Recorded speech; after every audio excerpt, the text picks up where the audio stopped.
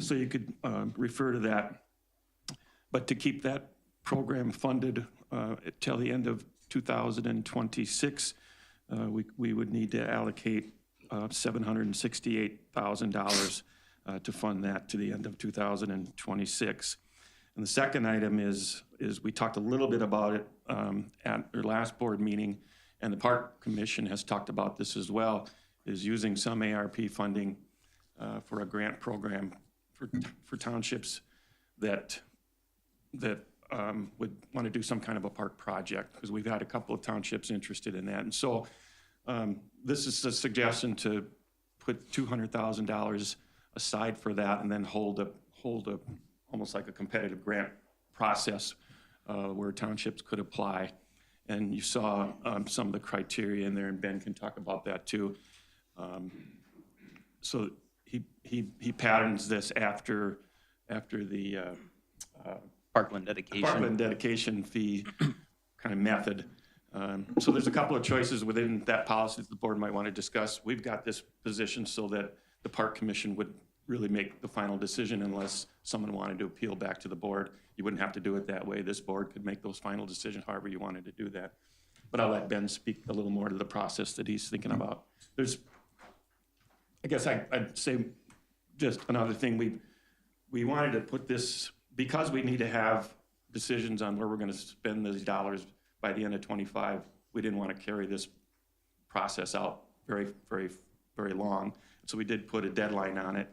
And what that also does is it'll show us what applications are. If we keep this ongoing, we wouldn't know how to make those decisions. So just a couple of reasons why we did it that way rather than leave something open. So Mr. Anderson, why don't you talk to us about it? And for the public, this is a reminder that these ARP dollars are one-time, kind of generational dollars, which is why we've allocated half of the funds to trying to make sure we've got high-speed internet across our county, hopefully affordable high-speed. But this is some of the remaining, so this is one-time funds that we're talking about. If you could just tell us a little bit more about the process, and so the public can hear it as well. Yeah, thank you, Commissioner Clark. The thought is that this one-time allocation of these funds would be used to assist townships with the development, replacement, or improvement of parks, recreational facilities, playgrounds, trails, or other open space projects. The reason we didn't just go down to one, like just playgrounds as the applications, is we don't know what the townships, may need within their existing parks or their open spaces that they do have. Maybe they want a picnic shelter. Maybe they have a picnic shelter that needs to be replaced that's been there for 75 years or 50 years or whatever, different things like that. It's not put into place for things like swimming pools, splash pads, things like that. The funding there just probably isn't enough to get to some sort of asset like that. The other thought around this is that we want to tie projects in the townships back to our 2040 County Comprehensive Plan and the Parks, Trails, and Recreation Master Plan that we just completed. And the idea would be to give preference to the areas where we know there are gaps in recreational services throughout the county. So we came up with some of these funding criteria. I don't know if you want me to read through them or if you just have them in here. Why don't you read through them quickly, yes. Okay.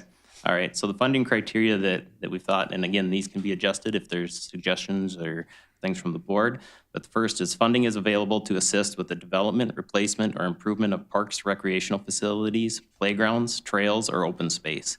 Funding cannot be used for ongoing operation or maintenance of parks, trails, recreation facilities, playgrounds, or open space. A 50% match for the project cost must be included. A project must be located within an existing public area facility. Funding priority will be given to projects that are in areas of the county in which there are gaps in recreational facilities as identified in the County Parks, Trails, and Recreation Master Plan. And again, under this proposed policy, the Park Commission would be responsible for applying the criteria and making the grant award decisions. But again, that can be changed if the board so wishes. Commissioner Persky. You're reading my mind. But I just want to say this has come, we've had inquiries from, well, what I want to say is maybe the amenity deserts where townships don't have anything. Also, they don't have any development coming in as far as parkland dedication. And so there's basically no amenities. They may have to drive 30+ miles to get to a park or something like that. So we were made aware of this when we did the master plan, and we had thought about different things that could possibly be done. And now it's coming to a head that we're going to maybe take some action. We had a request from one in particular township that's been, requesting for over a year now to have something done. So I think it's a great opportunity to get some of those things out, and they'll share in the cost with providing those amenities. Thank you. Commissioner Bertram. Madam Chair, Ben, couple, or just generally, not just Ben, but one, the thought came to me when I read this, cities, like a city like Roscoe, certainly potentially would be a gap, and I don't believe they have anything. There might be something at the ballpark. Certainly the other cities, like St. Cloud, Cold Spring, they've got parks in there. But we should maybe think about adding, like, that would be a potential gap, would be a small city. I don't know other cities, Padua probably wouldn't count, but could. That's right. Yeah, that's the township. That's right, Padawa's not even a city, but I'm just, maybe Roscoe's the only city, but that just came to my mind of, would we want to be open to something like that, where it would be a real small city, because we're only saying townships. I don't feel strongly about it, but that's just a cut, reaction. And then I assume the match dollars, we'd receive the match dollars before we'd commit the money. Not that we get a scenario like the biking group at the Quarry Park where they kind of say they'll have the money and then they don't have the money. I would assume one will have to happen before the second one. Yeah, Commissioner Bertram, Commissioner Clark, Commissioner Bertram, yeah, so as part of this, which wasn't included in it, is we'll put together an agreement as well that we also have that's very similar for the parkland dedication that'll outline, yes, that those funds need to be shown that they have those prior to any sort of award. And then, Madam Chair, you made the point, and I think we have to continue to make the point, these are one-time monies. And this ARPA stuff was great, but you know how things go. People, we do it, and then they're going to expect it to go on forever. Well, it may not. And we do have some gaps, Mike, we're finding, like in Collegeville Township with the broadband, that potentially, and I don't know if we're going to still be looking, pursuing, I know the township talked about that, but we still might have some pockets in areas that did not participate that we maybe should consider appropriating, which surprised me that there'd be a gap in Collegeville Township, but I guess we're finding there is.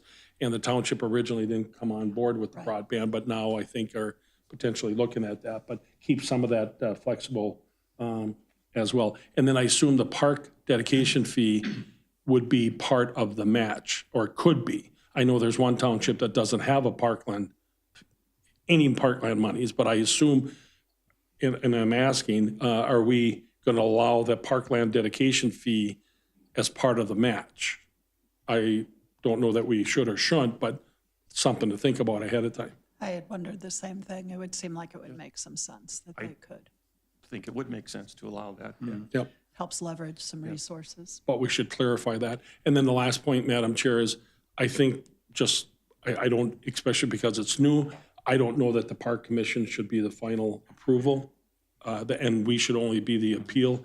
I think, again, if it's a consent agenda item, even, at least it's brought to our attention that this township or potentially small city applied for and received the grant, and then we would just approve it, maybe even on consent, but at least we would know about it.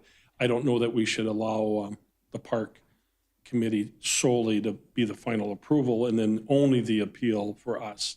I would just think it would be a small See, Commissioner notification. Bertram, this is where if we don't go through every one of your questions, somebody else might ask them too, because See? I was there. I had a similar thought, was it would make sense to go under the consent agenda, but right now, something like this would generally come for the final here. And then from my standpoint, I'd been a little concerned, and I've gotten a chance to talk with Ben and with Joe. So I'm feeling a little better about it. This seems like it got really broad. Originally when it came, it was about playground equipment. And so I recognize, given what our comp plan has, I think that the the Parks Commission will do a good job trying to prioritize.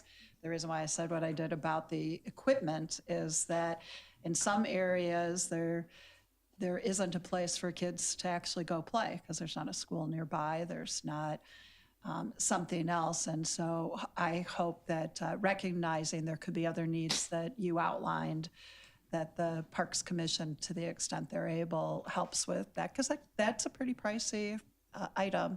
Unless, of course, somehow you get a really killer deal on it, which maybe more will be able to. But I support it, and I certainly share the types of questions that you had, Commissioner. Is Commissioner Lensmeyer back able to? I'm just wondering if he has any questions. Okay, Madam Chair. Yes. I just want to make sure we're not missing the point here in that, again, the intent now is, in my understanding, and any of you can correct me if I'm wrong, is that we're looking for, again, getting these amenities in the areas that we feel we have gaps. It's not for necessarily one particular town that wants to put a canopy over their stadium or ballpark because they maybe already have amenities. We're looking for places that maybe are hurting to have any type of amenity, correct? It looks like that's what it means by the gap, and I know that you had told me that the Parks Commission were also talking about the places where resources could be some of the hardest to obtain, which also makes some sense. And again, it is one-time money. We don't have to worry about setting a precedent here because this fits. And part of the reason why you brought up, Ben, the example about pools is I did say, you know, a gap is water on the east side, so somebody could come and say, hey, we need a pool, and it's like, that's not what this is for. Yep. It's literally not what this is for. It's really, and that's my only concern about even including a small city, Commissioner Bertram. It really is about townships that don't have any other ways, but I'm not, that doesn't mean I'm opposed to it. Commissioner Notch. And yeah, Madam Chair, and I think that's what goes to the parkland dedication fee is pretty much that's township type scenario, correct? Right. So that's where it would make sense that this would be a township, Right. you know. Yeah, otherwise I was asking, so could the folks around the Dairyland Trail say, hey, we'd like X, Y, or Z put in this spot because we happen to live along the way, you know? Yep. And the answer is no. It would have to be something that really would be there. So, Madam Chair, yes. but I do think, again, that might be the only example, but Roscoe's an incorporated city. It's a very small city. And again, I have no idea if they'd be interested in this or not.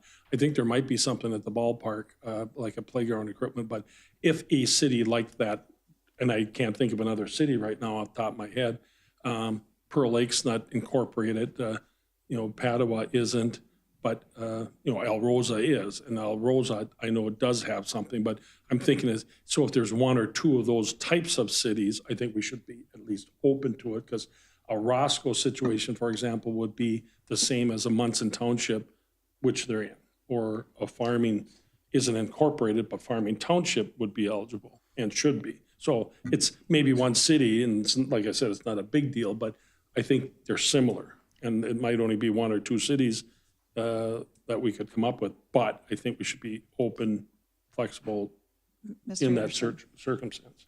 Yeah, Madam Chair, Commissioner Bertram, I think that there might be one other situation, and maybe there's more like this as well, but the city of Kimball and I believe the township have a partnership for a park that they have in that area as well. So we may run into situations where the township, and the city and a city have a cooperative agreement to maintain a park, but the township would apply to potentially for some sort of improvement or development.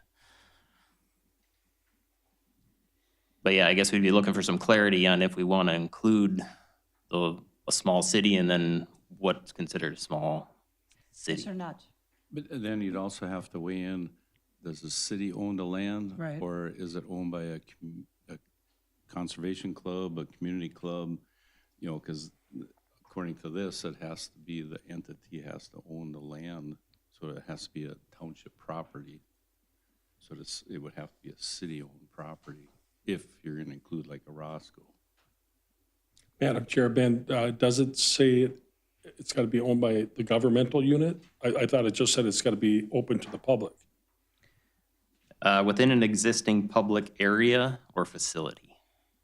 So it doesn't say Within it's the got to be township. owned. Within like the township. Within Yeah, the township. within the Because- township. Like, for example, in farming, it could be the ballpark, because that's a public, but it's not owned by the township. Right, and a question might be, would they rise high enough if there's other applicants, because there's something there? You know, Right. I mean, that, again, I think we just have to remember with all of this, if there's a big gap, which, not to hit on the horse with playground equipment, an example would be, there's nothing around for kids to be able to go do. Madam Chair, and another thing is, as far as resources, again, some of these townships have funds in a park dedication fund, some of them have none. Right. Some of the other organizations have the availability to draw from charitable gambling.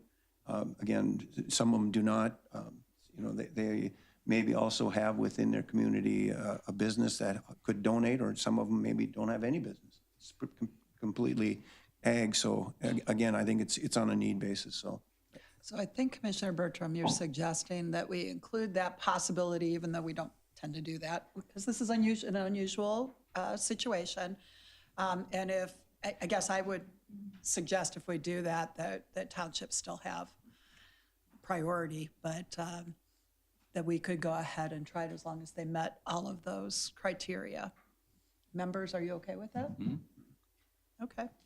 So the two things I'm hearing that might be a little different than this would, one, be including the possibility of a small city that would meet those requirements and hopefully partnering with their township. But, and then the other is that it would come back for final approval from this board, probably on consent agenda.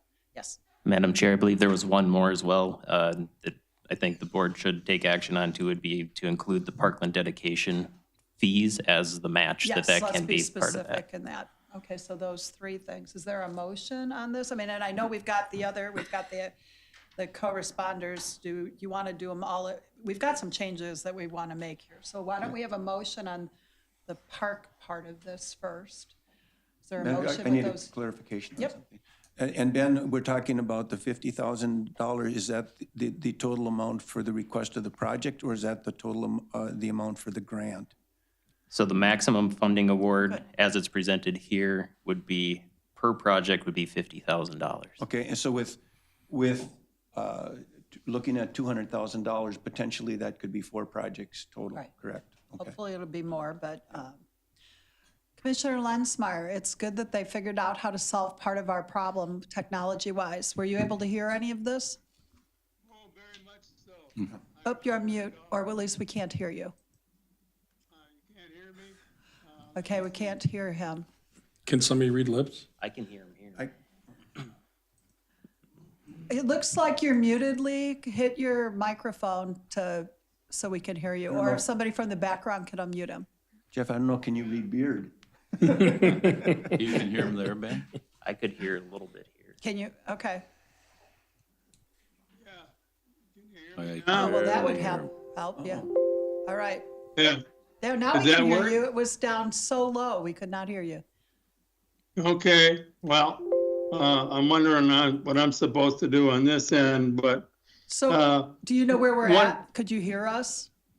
yep. Okay, Yep. go ahead. And You got the- my big picture reaction is, I think this is an example, once in a while we get caught up in this, where we have a solution looking for a problem.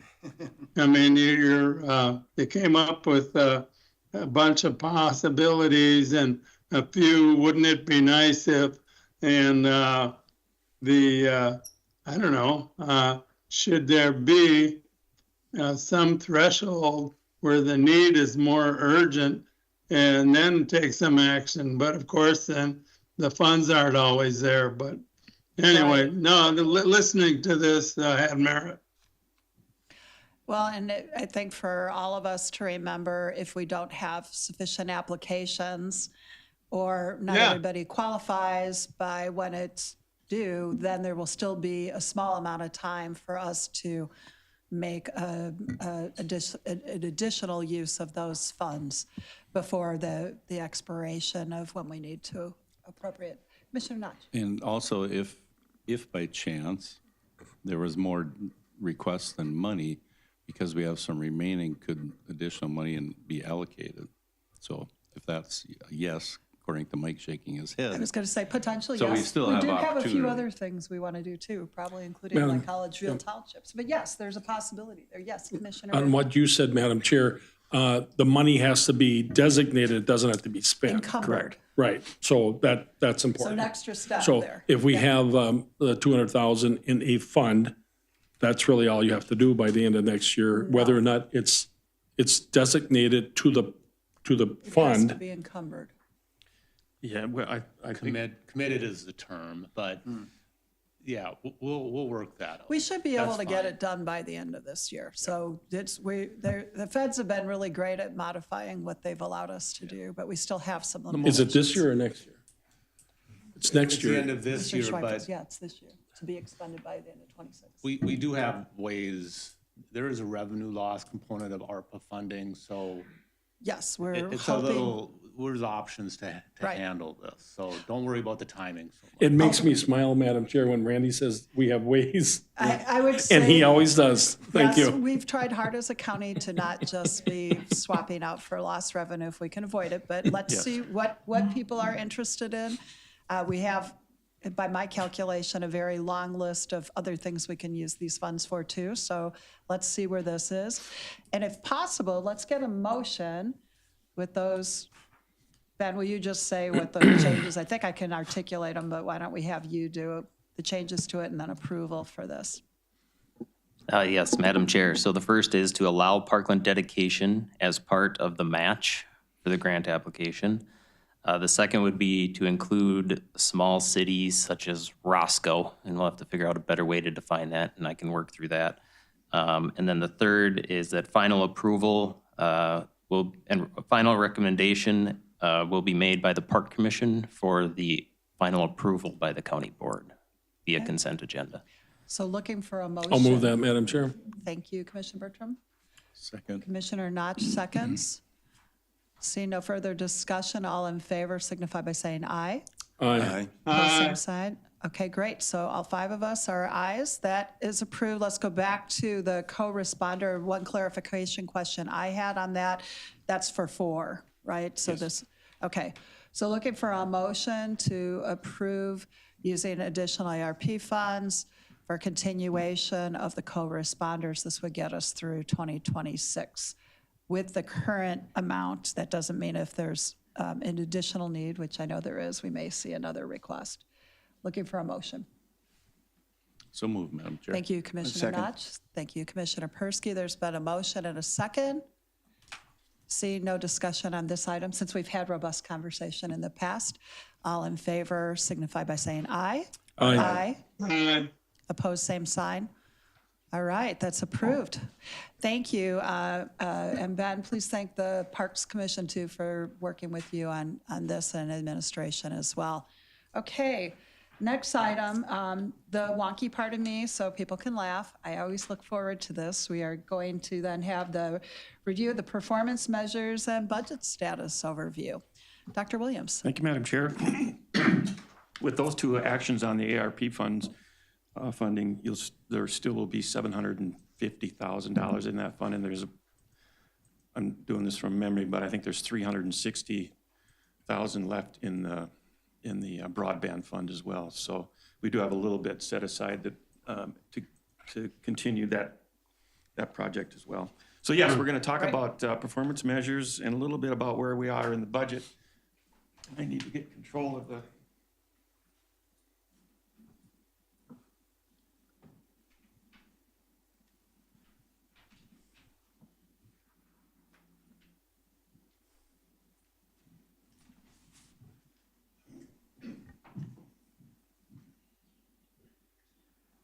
For the public, we're just waiting for him to be able to connect with the screen so we can go through this.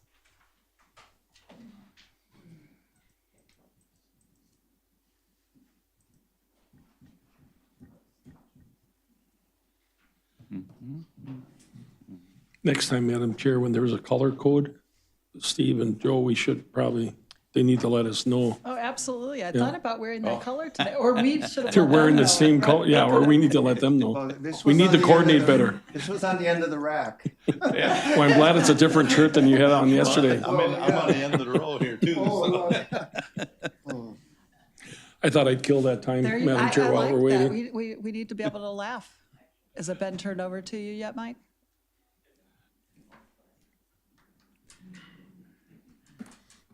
Yep, technology's great. It is, and it's actually too early for us to take a brief recess, so we'll just hold on for a second. Oh, there we go. Wonderful. So yeah, we're going to talk a little bit about performance measures and then a little bit about where we are in the budget process. But first, we'll do the performance measures. And as you know, we do this as a part of the budget process because it creates a good discussion when we're dealing with the budget, when we can see things in numeric, quantifiable ways. And so some of the performance measures are simply tracking. They're a level of activity or how much are we doing, but there's a number of them that are also get into outcomes or results. And so those are the ones that make the most sense sometimes. Of course, we want measures that make sense. We don't want them to be too burdensome to keep track of, and we want to be able to compare from year to year, and you're going to see that as we move along here. We are part of a state performance measurement program. It was established way back in 2010. It was actually was a Paul Marquardt effort at that time when he was, not when he was commissioner, but when he was in the legislature. And I actually served on his advisory committee when they created this program, which was kind of fun too. But what it does is there's a number of, I think it's 27 measurements, and we need to track at least 10 of them and send those into the state. And we do get a little money back when we participate in. We get $25,000 when we do that. So we started doing that when I arrived here. But alongside those 27 that we keep track of, we have, I think the total is 80 measures and over all of our departments. And so what we wanted to do today is just highlight some of those performance measures. You have all 80 of them in front of you in the packet.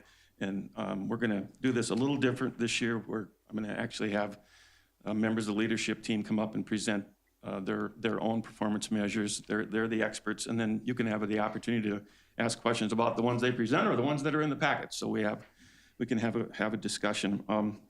So we're gonna start with the county attorney, I believe. And I have control of the PowerPoint, so if they get too long-winded, the slide is gonna disappear. I am fairly warned. Good morning, Commissioners. Welcome. Janelle Kendall, the Stearns County Attorney. Because I'm alphabetically at the top of the list of department heads, you start with me. I only have 3 slides for you today, and again, all the rest are in your packet. But we're going to talk about criminal trials scheduled. We're going to talk about adult criminal cases referred, and then child protection. I asked to add this one on the number of trials that we schedule in Stearns County a year. As you can see, those have skyrocketed since COVID, and part of that is because the criminal justice system literally stopped and restarted, and we got to rearrange some things to make it work candidly better. This means that cases are getting to trial more quickly. Yes, we set more cases for trial. We're still trying about 40 to 50 of those a year, but we are seeing a significantly additional litigation burden come from these cases. Last year, for example, we tried 10 child sex abuse and adult sexual assault cases. The most we've ever tried in a year before is 3, 4, maybe 5. We tried 10. People want their trials. Okay, that's what we do. So even though only 40 or so actually go to trial and are decided by jurors, about 400 are actually prepared, and that is the major work of my criminal division. Also be aware that this slide represents over 7,200 jurors that we summon in Stearns County every year. Over 2,500 of those jurors actually report for jury duty, and over 500 actually tried cases to verdict last year. So when you look at the number of trials that are set and scheduled, and this will all be things that you'll hear more about, obviously, in the Judicial Center conversation, historically, not only are there more set now, but we do have more litigation, so the cases are just becoming more complex. And as George Locke explained to the board in the Judicial Center conversation, we can't just bluff that we have a courtroom ready to try those cases. So going to the next one, These are the adult criminal cases referred. Now, as the board knows, it's not just adult criminal cases that my office handles, but when we look at how many referrals for criminal charging come in from law enforcement, this is a direct result of how many officers we have on the street and where they're putting their resources in. I'm sure you've read, St. Cloud PD is down 10 to 12 officers at a time. Waite Park went to almost half staff last year.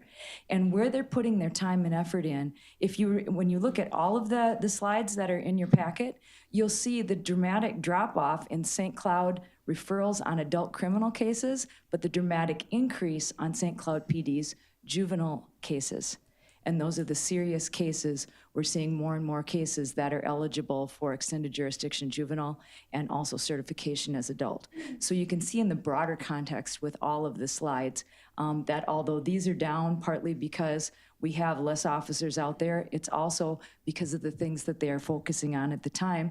And with the co-responder model, sometimes those cases don't even come in for criminal prosecution response because we've taken a different response to those altogether. So this is just one way of looking at what comes in and how that works in reality and how it fits into the rest of the system. Looking at the final one, this is child protection filings, and obviously this is our work with Melissa's department, and this is just the child protection piece. Again, these are just the child protection cases that end up in court. There are thousands of referrals for child protection cases. But the first response in cases where that is at all possible is voluntary services and engaging the family without having to go to court. So when you think of the amount of families that we have in the county, this is really a pretty low number that actually ends up in court. And when you look at those truancy numbers and how those have gone up over the years, as you can see, we had trouble getting kids to go to school before the pandemic, and you're seeing nationwide significant issues in that way. But handling that through a court process is our last resort, because taking a kid out of class so that a judge can say, hey, kid, go to class, not real effective way of dealing with that. So some of these numbers are also a result of what's not happening in court because we're having better responses outside of court. So those are 3 of the 80-some you've got there. Questions? Because somebody's calling in. There you go. Oh, that's. You guys texting each other up there? Is that? I was going to say, he phoned a friend, or a friend's phoning him. Just want to thank you for the public to know you do have a number of other measures, as you said, and you work closely together with a number of other departments. And our Criminal Justice Coordinating Committee gets to see a number of these benchmarks. And just want to thank you and your staff for the amount of time it takes and out of the box thinking sometimes about how to get to the right place while we're also really going after these bad actors. So it's a lot. So thank you. Thank you. That's what you pay us to do, and we take that very seriously. Absolutely.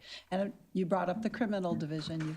We've got a few of your folks that we get to see regularly from the civil division too, and that work is really key as well. So thank you.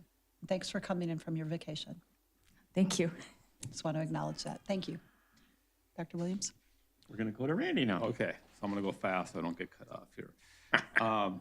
So first one, debt service levy, as we've talked about, we're at 0 now. We have no debt service levy per capita. Of course, the law enforcement center is going to change this, but this is reflecting a levy debt service, which the LEC may be a sales tax one. So next one, I guess. So bond rating, we're at AA+, which is just a titch below the AAA. Couple factors that are out of our control is kind of the burden here. One is the overlapping debt, so that's the debt in the county overall.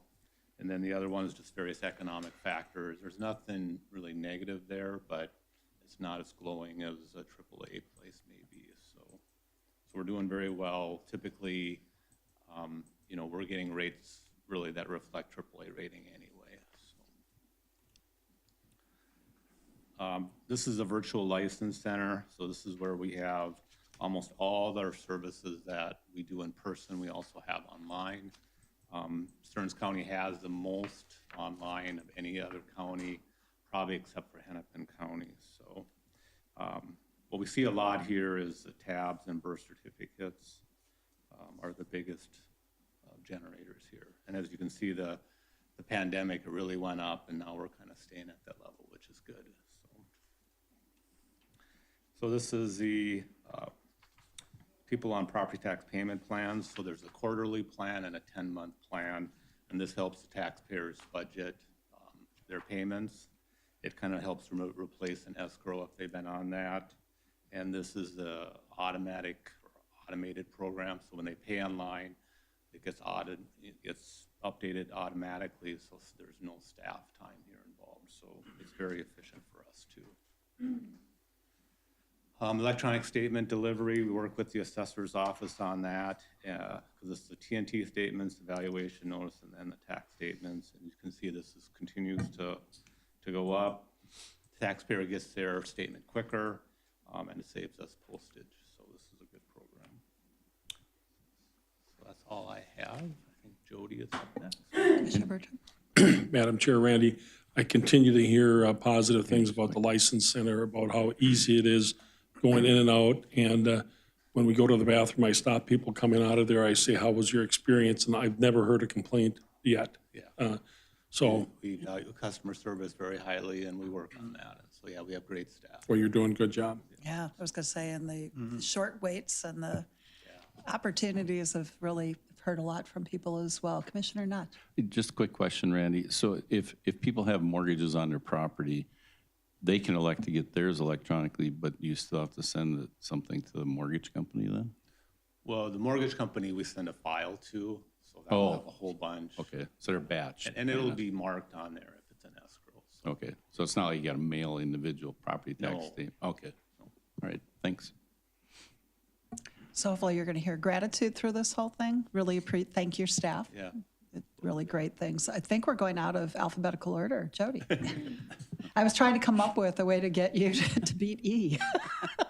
Go for it. Good morning, Jody Tide, County Engineer. Our first highlighted performance measure for the Highway Department is the pavement condition ratings. For obvious reasons, we feel this is showing that we're professional and responsive because we want our pavements in good condition. The ratings are based on ride quality and structural integrity, number of cracks, potholes, any raveling of the pavement. Pavements are officially rated every 2 years by MnDOT. The results show that we are meeting or exceeding our goals for each category of pavement rating. And actually, we're improving overall over time, understanding that next year we will have our 2024 ratings and we can compare, looking at 3 ratings. So our next highlighted Highway Department performance measure is road maintenance costs per mile. This is to ensure accountability and responsible use of public resources. We show the public what we are spending. Obviously, this is impacted by items that are out of our control or out of our influence, such as fuel costs, salt pricing, staff costs, and the biggest one is probably weather. You can kind of see over time that in 2021 to 2022, we saw a spike, and that's mostly because of rising fuel and materials costs. We also had more snow and ice events. 2023, we're coming back down. Fuel prices were kind of leveling off and going down a little bit. And then, of course, the 2023 to 2024 winter was relatively easy, comparatively speaking. So I don't know if there are any questions for me. Madam Chair. Yes. Commissioner Bertrand? Again, not so much questions, but it's nice to hear the positive things. And just like the License Center Highway, you've been extremely responsive, and people, there's always questions about why is this going on or whatever. But overall, again, the public reaction that I'm hearing is very positive about dealing and addressing issues when and how they come up. The only thing I'm hearing, because I've made a big thing out of it, is Excel charging us $54,000 to move a post, which hopefully you and Environmental Services are still working on that. Commissioner Good Bertram, job. I brought that up with the new customer service rep for Excel too. So hopefully we'll get another opportunity to talk with them. And thank you also for the work you've done on some projects or helping some of our other partners figure out how to solve some problems, and even when they're not our roads. And hopefully by next year we'll have a solution to 322nd, right? I'm saying that because we just got another email about that, right? Thank you.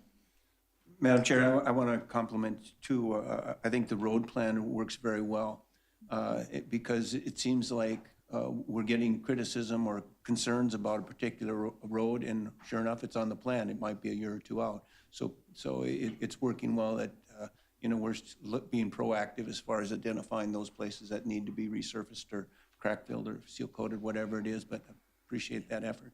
Thank you. Thank you.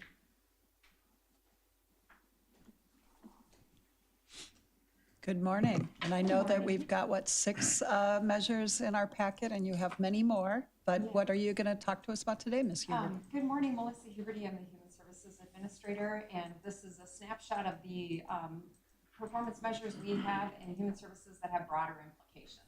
We have many, many, many more performance measures within each department and each team. So first one actually is the work of the Community Action Team. We continue to do a significant amount of prevention work with the Community Action Team, and it's preventing those services of the deep end, most expensive, and it reduces trauma within families. We've continued to have success in this area. This is the wraparound services with adults.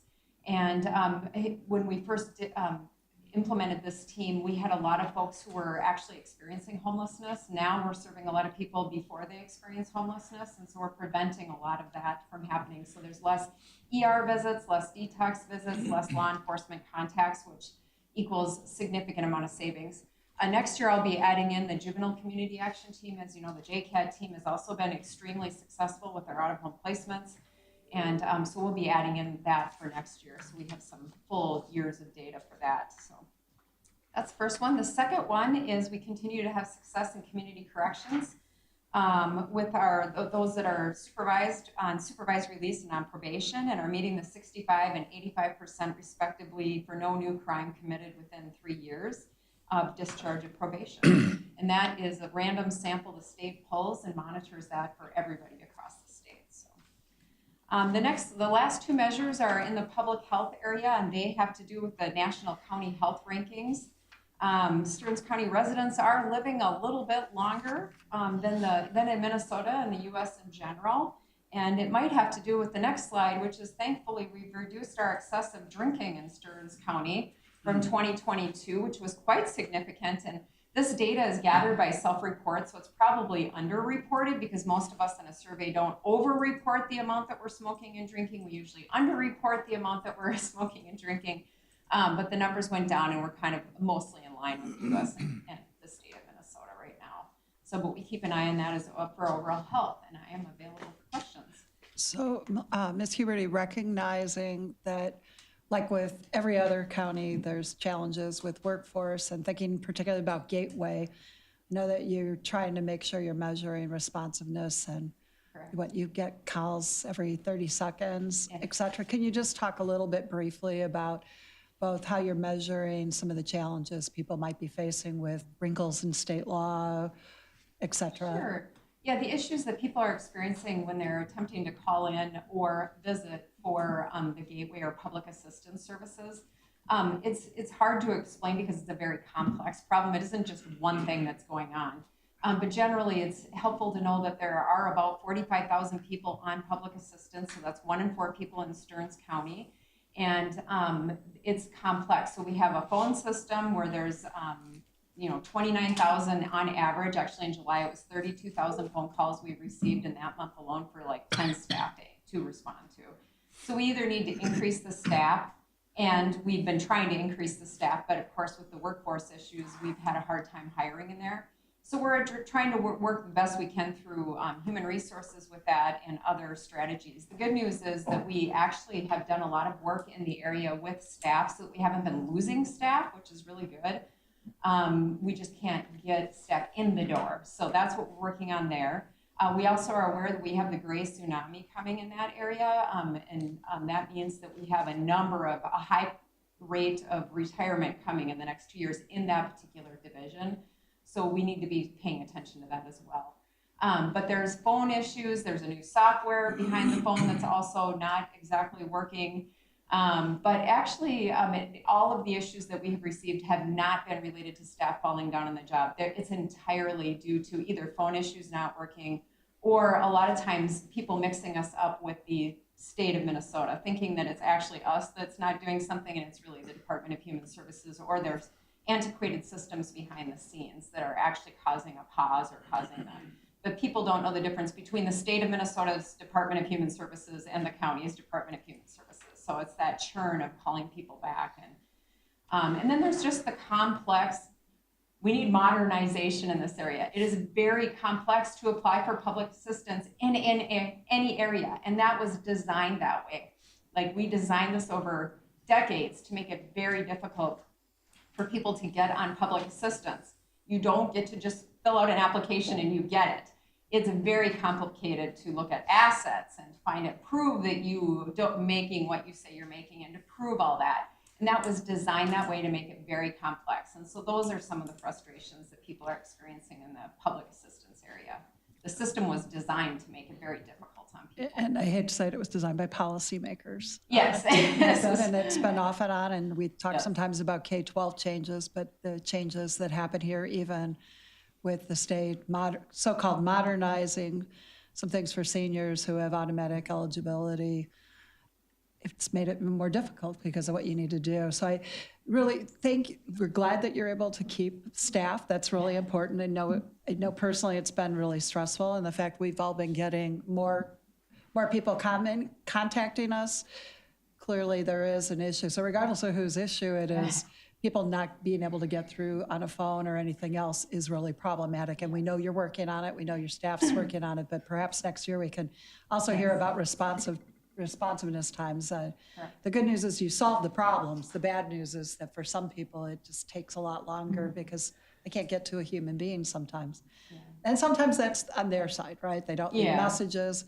My example, we had somebody recently who contacted a number of times, but they never left a message. So nobody knew.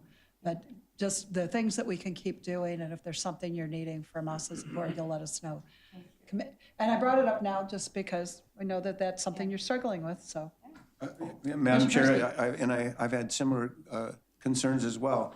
And it might be the number of phone calls that you're getting.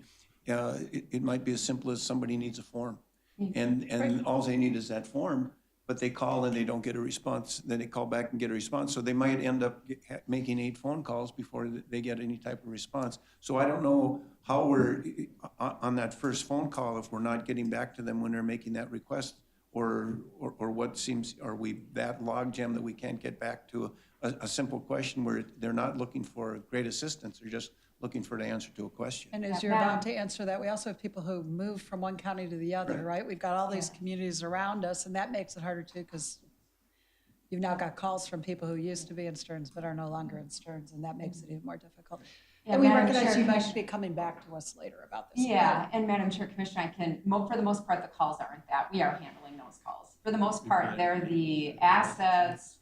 We have assets, we found assets, now the churn goes back and forth, paperwork back and forth, proving assets are a huge thing. And folks don't know that which assets count or don't count, and so they apply, and now we have to go back and we found assets. And so it's mostly the complicated calls, because we have people answering the phone and answering those easy ones. We're sifting those for the most part out.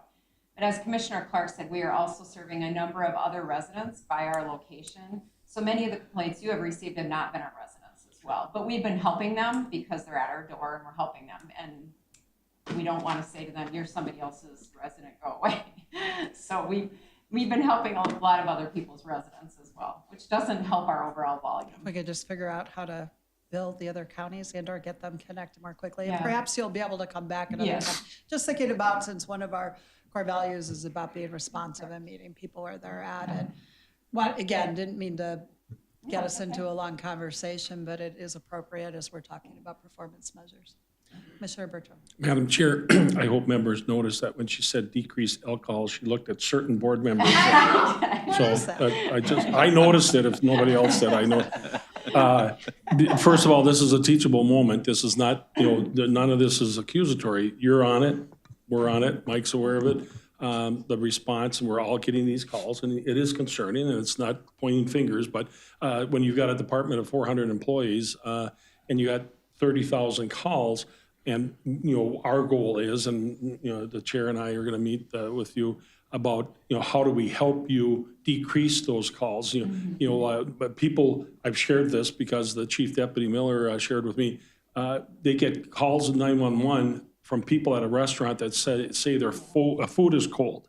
I mean, honest to God. I mean, and what can we do? These calls, some of these calls that are coming in, what can we do? And I don't have the answer to, I mean, I can't believe that 10, 20 years ago, somebody would have called 911 and said their food is cold. I mean, but what can we do to help educate the public of, think this through or whatever? And even your calls, the calls that are coming in, because the less calls, those types of calls you get, the more you can focus in. Correct. But it is an issue, it's an issue, and it's good that we're going to be, and then the state part of that, and that's, and again, I continue and will continue to push that we have the state commissioner come and her, I think it's her, staff, because they need to hear this. We're not the only county, and again, they need to work with us, we're a partner, but if somebody in Stearns County does not know where to go or who to turn or what form, as Commissioner Persky said, then we can't help them, but we need to help that. And then the staff position, the actual intake, I don't know if you've looked at like cross-training where you could take some existing staff that isn't customer service per se, that they could be on that duty in those height, things like that, but we'll talk more about all that. And I just, again, I know we need to move on, so, but having said that, it is important to highlight, and Commissioner Bertram, the Commissioner of the Department of Human Services, is never going to come to one of our meetings, but I just want you to know, I have reached out to her and the Deputy Commissioner, and the good thing about us being part of AMC and MAXA is those conversations are happening because we are not alone, and they know that there's these issues. And once upon a time, I did a lot of work on helping seniors that were trying to deal with these exact kinds of things. And it's almost like, Lee, I know you can hear us. It's got to be deja vu all over again for you too, because this is cyclical. Every time the policymakers make a change, it creates more issues. And then lastly, just want to say, part of this seems very similar to what dispatch is going through. You just highlighted one of those examples about the cold food. Hopefully we can find some ways to, it will not solve the problem right away, but utilize technology in both cases so that we can better get some of these calls to the right place more quickly. Okay, last one, and then we're moving on. Yeah, not to necessarily focus on the negative, but on the positive. You've got some great staff people. Do. And there's some people in the county that have true needs. They weren't dealt a good hand, and they're suffering out there. There's families that are in needs. There's children that are in needs, and we appreciate, that the helping hand that you provide to them. So thank you very much. Thank you for bringing that There's up. a large volume of work that's being done in the public, across the department, but in the public assistance area. You just notice it because there's 45,000. The volume is so large. And like Attorney Kendall brought up, some of them are really complicated situations, and it's not just in the one area, right? Child protection, among others. So appreciate too the intergovernmental and other partner work that's happening. Yeah. Madam Chair, did you say that Commissioner would not come? No, there's no way. Well, You and I could talk about it later, but Yeah. just so you Well, I know, mean, that that's doesn't- not part of her job, so that she will not be coming. Well, I don't We're think not so. the legislature.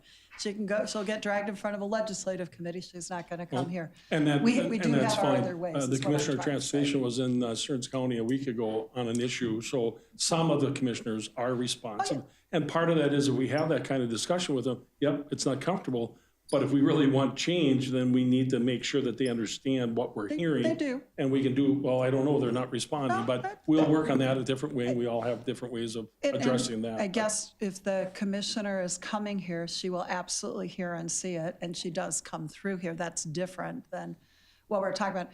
I'm just saying we've got an array of ways to get to them, and I think that we're in process of doing that. Thank you. All right, thank you. All right, next one. I appreciate that. It would have come up under issues by commissioner, so it seemed appropriate to bring it up under the performance measures. Morning, All right. Commissioners. Chad Martini from Property Services. First performance measure is assessment services. State law requires the county assessor to visit 1/5 of all properties in the county. So what you're looking at here is our percentage of those properties. So 99.8 state average, 95.9, so we're well above what the state's doing. We have a very good relationship with the Department of Revenue in terms of this measure. Consistently in 99%. When you get to 99.8%, it's really tough to get to 100%. That's true. So I feel pretty comfortable with where we're at with that. Next slide, county recorder. So county recorder has, for every $46 of a recording fee, $11 of it comes back to Stearns County in a compliance fund. And what that means is all recorded documents need to be processed within 10 days of receiving it. So that's the percentage you're looking at here is we're required to be at 90% by state law. 2023, 99.83. Year to date, we're 100%. So recording services is doing well with keeping up with the documents the public is bringing into us. Happy to entertain questions related to property assessment or Stearns County recording. Madam Chair, how many properties Commissioner are you Bertram. not allowed to enter? Oh my gosh, I 50, can bring Jake 100. Kitty up to talk, but No, I Jake, you don't- want to No, shove we out don't the need Just number? a big picture, we don't need that, but maybe just share that, because I hope that's minimum. I mean, whenever people say, I'm not gonna let them, Right. I always say, you're hurting yourself. Let them in, nothing's gonna change. But I'm just curious, you can let me know some other time. It's not a lot, but Commissioner Bertram, as you know from some of our experiences, you know, it usually comes up at appeal time, you know, where there is a requirement that we have to enter the property, and sometimes we get a little sideways with property owners on that issue. You can just let me know. Thank you. Anything Thank you. else? Please thank your staff. Thank you. Yeah, it's great when you get that high in the 90s, right? Yeah. Wow, And a short and sweet report. short and sweet, yes. Morning, Commissioners. Good to Ben- see you again. Ben Anderson, Parks Director. We have two performance measures submitted for this year. The first being the parking permit and shelter reservation revenue. And really, this is to be transparent about the revenue that is collected through the Parks Department for certain park amenities where it makes sense to do so. Typically, when you think of parks and trails, you don't think of revenue because we want our spaces open and free to use and people to utilize those. But again, there are certain instances such as shelters and certain unique parks where it may make sense to have a little bit of revenue coming in.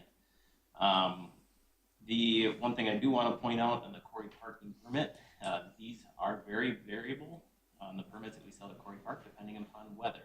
So these numbers may not always be increasing, they may not always, you know, but we're continuing looking at that. If we do see a big decrease, obviously we want to know why. Is it something we're doing or not doing within our park system? And this just helps us look at a multitude of different ways. And then this also helps us offset our levy requests as well each year. The second performance measure is one that is submitted to the state, and this is park attendance per 1,000 residents. So we do have visitor counters at each of our parks and along our trails throughout the entire county to help us gather better estimates of the usage. So as you can see, over the last 3 years, we have seen a slight increase of the overall visitors. Within 2023, we estimated a little over 635,000 people that visited and utilized the Stearns County Park or Trail. So this just helped us again track, you know, are we doing a good job? Are people coming in? Are they increasing? If we're seeing decreases, are we not providing the spaces that people want to utilize? Things like that. So that's what we utilize these for. Questions? Thank you, and thank you for the time on the requests that we had put forward to you and figuring out how to do something for the townships and their parks. Thank you. Thank you. Sheriff. Good morning. Morning. So our performance measures, the first one you see is our Part 1 and Part 2 crimes. And the federal system divides these crimes up into Part 1, Part 2, Part 1 being the more serious assault of crimes against persons, as you can see right there, and Part 2 crimes are the less serious crimes. We went back many years. In 2018, I was not sheriff. In 2019, I became sheriff. You can see an increase in 2020 and kind of 2021 that's reflective of kind of two things. Number one, COVID. A lot more people are at home, a lot more people reporting crimes to us that they saw going on in their neighborhoods and things of that nature. And also the federal reporting system known as NIVERS came into play. There was a different way of reporting prior to 2020, 2021, and through federal legislation, we have to report it a different way. Really what it did is it just defined the crimes a little bit differently and moved some things that used to be Part 2 crimes into Part 1. For instance, like burglary, which most people would look at as a property crime and not a crime against person. They moved that into Part 1 crimes, and some theft stuff came into Part 2 crimes. So that is the reason you see kind of an increase in there, because of some differentiating in definitions. Hopefully you can take note that the numbers are starting to come back down in 2022 and 2023.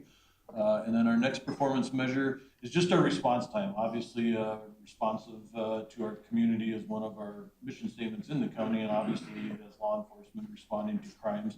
We only included the highest priority crimes, obviously the crimes that you can think of that we turn our lights and sirens on for, crimes of progress, or I shouldn't say crimes, calls, accidents, medicals, those type of things. In 2018, we had without getting into it too much, but we have a system where we have patrol areas. We have a 3 or 4 patrol area in 2018.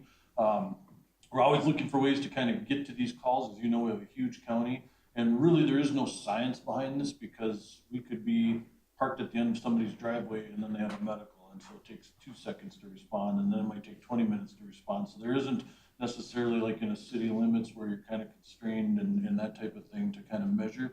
But we did take a look at some ways to reduce our call times. And so in 2019, we introduced kind of just another patrol area. We took our west end that used to be all one area basically and broke that into a southwest and a northwest. And as you can see, it dropped our numbers quite significantly. We stayed with that in 2020, 2021. It'll be interesting to see here in 2024, we're just as a kind of a quasi-science experiment. We're going back to just kind of the old system to see if there's any factual basis behind it. But as you can see, just by creating smaller patrol areas, deputies don't have to patrol as far to respond to calls. So we'll see what 2024 brings us. Thank you. Questions? Madam Chair, just again, your presence in the community is noticed and appreciated. You know, your cars and your deputies are in the smallest of parades. You're at the fair, you're at the events, some of which sometimes you're required to be, but there's a presence there. It's not a crackdown hammer, heavy hammer approach. It's being there and the presence. And again, that's effective law enforcement in my mind. You're there as a partner more than you are as an enforcer. Yes, thank you. That was definitely a priority when I became sheriff, was to be more engaged with the community and be out there. And so we make a point to be in every parade. There's 23 of them, so it's a lot for us. But we try to be at least one car in every parade, if nothing else, with a bunch of staff. So.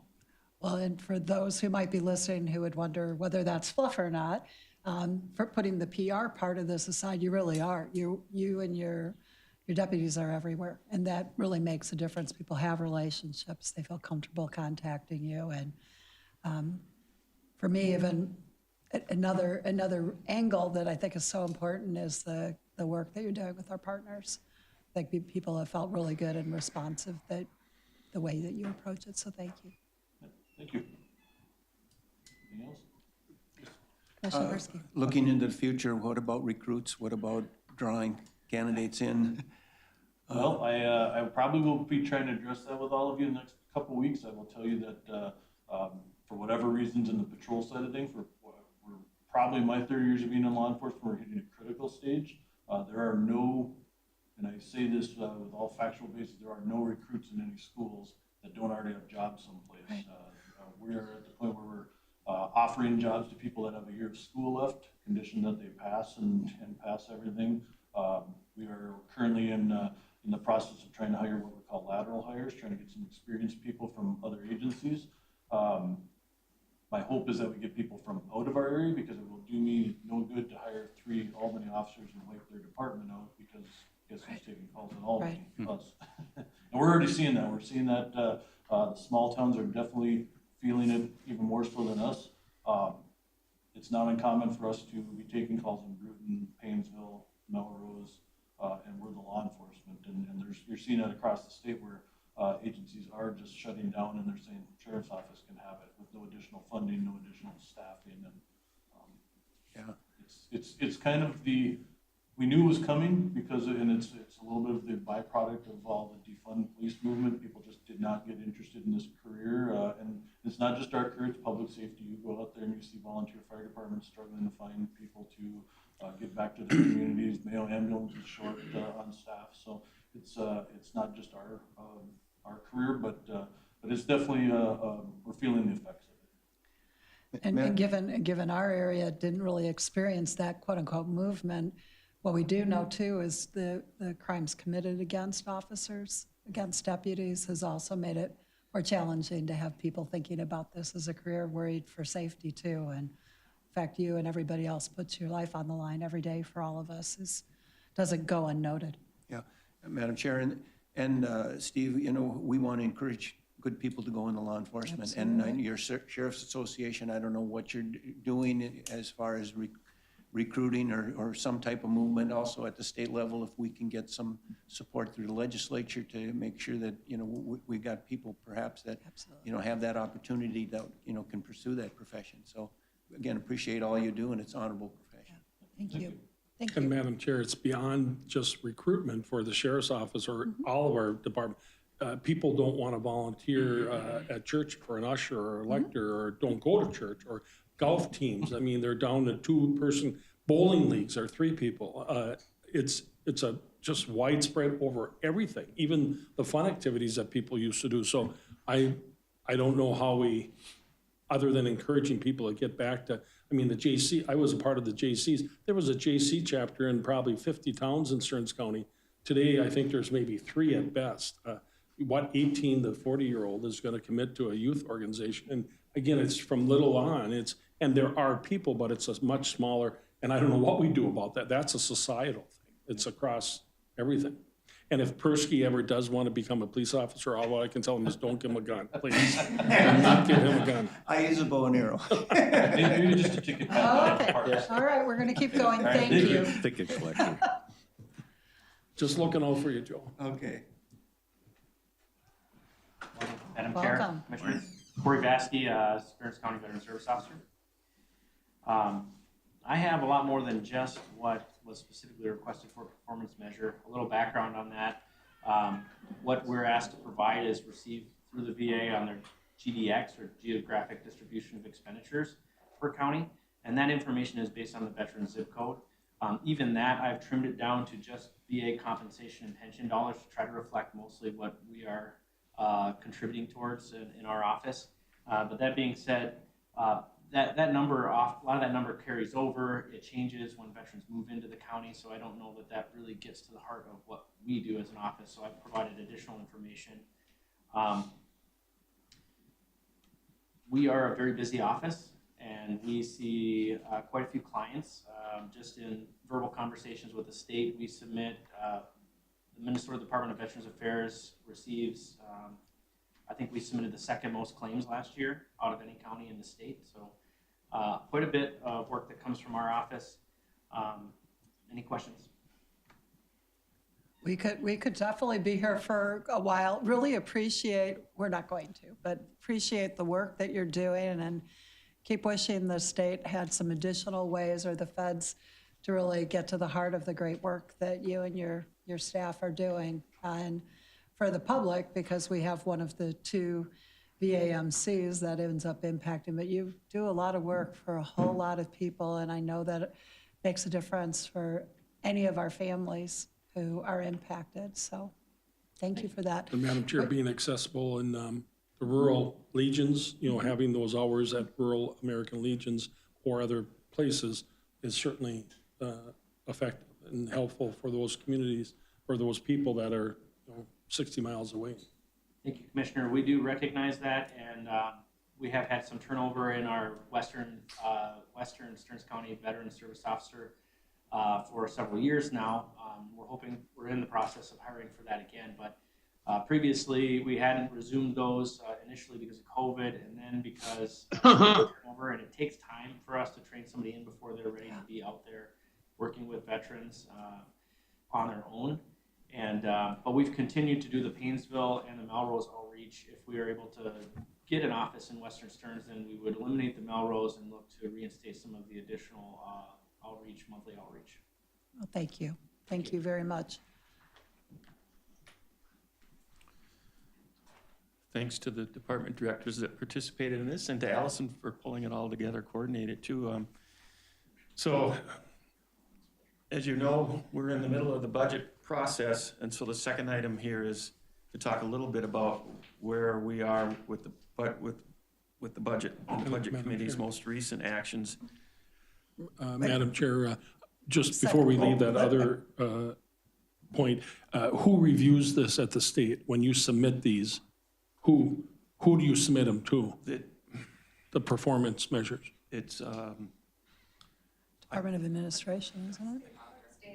is it Oh, state state auditor? auditor, Okay. yeah. I mean, and do they look at it? I mean, or are they, do they give you feedback? Do they help you with, some suggestions? Okay, and then obviously these 80 measures, whatever, I'd like you to share sometime what they, if we get too many measures, and you said you were on the committee, does it become less effective? Do you, and I understand we don't have a choice in that right now, but how many measures do you try to manage effectively? I guess I don't know the answer to that, but it just seems a little excessive to have 80 measures. Actually, I'd argue we have actually more, and if you think about how many departments we have, if every department only has a few, it adds up. And one of the things that I hope we keep working on is that it isn't just about outputs, it's about outcomes. I certainly belong to our former Governor Carlson way of looking at this, is that if you don't measure, if you don't have a goal and you're not measuring it, then how do you know you're getting better? And some of our items, because of,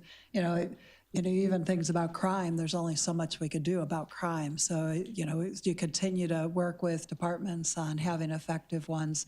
Human Services has even more. We have 6 departments within it. So on the one hand, it's a good question. On the other hand, it's important that we're keeping track of and then actually can demonstrate to the public that we're making improvements. Madam Chair, there's a balance. Exactly. We don't want it to be terribly burdensome, but we want to have enough measures that we know what we're doing. And for them to be meaningful, right? It's kind of like when we were talking about, we had the survey conversation. Sometimes if you're trying to keep it so short because people's attention span, you're not able to get to the heart of what the real it is. And so I'm looking at you, Corey, thinking about some of what you're working on with the people who come in.